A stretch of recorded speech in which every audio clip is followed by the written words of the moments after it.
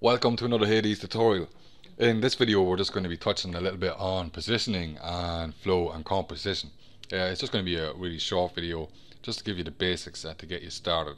Um, it's just a friend of mine asked me what is flow and how does he go about doing it, and I thought I'd make a video and hopefully it helps.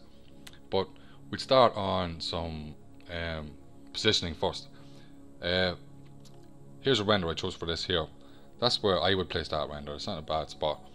But if I was to place it here, for me that'd be a little bit too far to the right, and it's all empty over here. And likewise, if I was to place it over here, it's just empty over here. You don't really want that. You want it to be in a happy medium.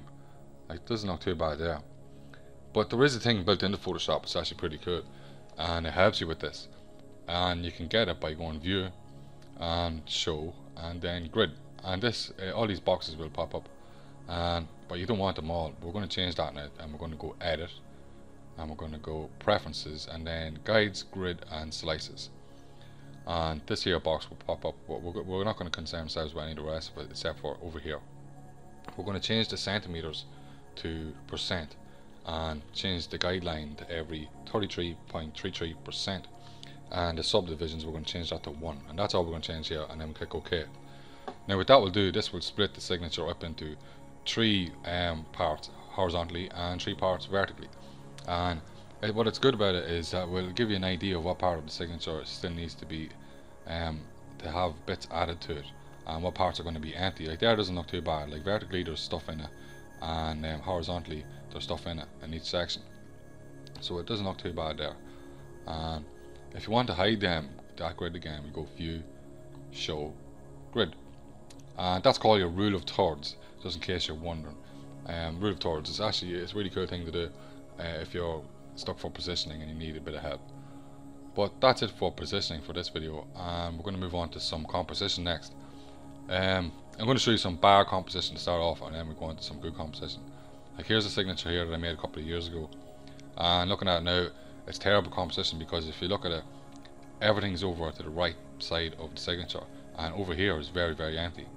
And if you could try and think about it as weight and what's going to drag your eyes to it, like, so the thing that is full of things, the part of the signature that is full of items, it would be heavy, and the other part light, like this.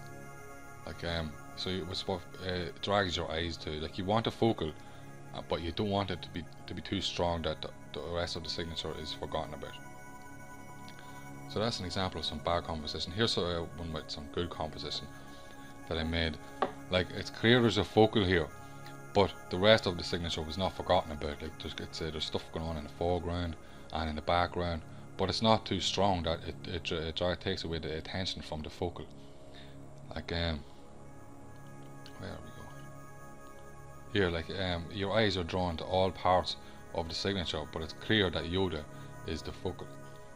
So that'd be good because of composition for signature making. But we're going to go on to flow now. We'll start off with some good flow.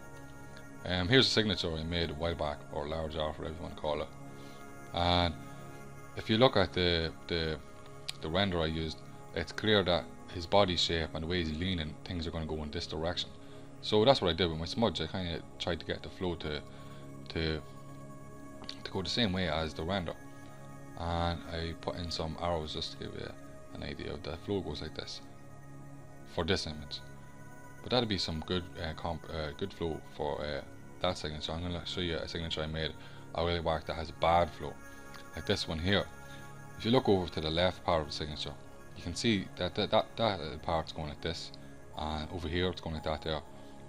But then there's parts over going like this here as well, and over here, and then there's this thing over here, it's going across over there. So it kind of flows all over the place, like, but you don't know what way the flow is going when you're looking at it. But so that'd be bad flow, but you don't really want that. But sometimes it works. Sometimes if you don't have flow in an image, it's not a bad thing. But usually with tag making, it's nice to have a bit of flow. I'm just going to show you some good flow once more. Here's another image that I made, and the flow is alright now. It's clearly going up here and curving at the top here. There's the little guides I put in.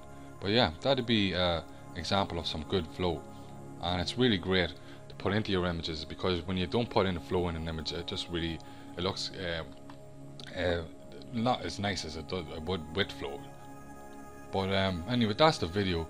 I hope it made sense, and it's useful, and thanks for watching. Bye bye.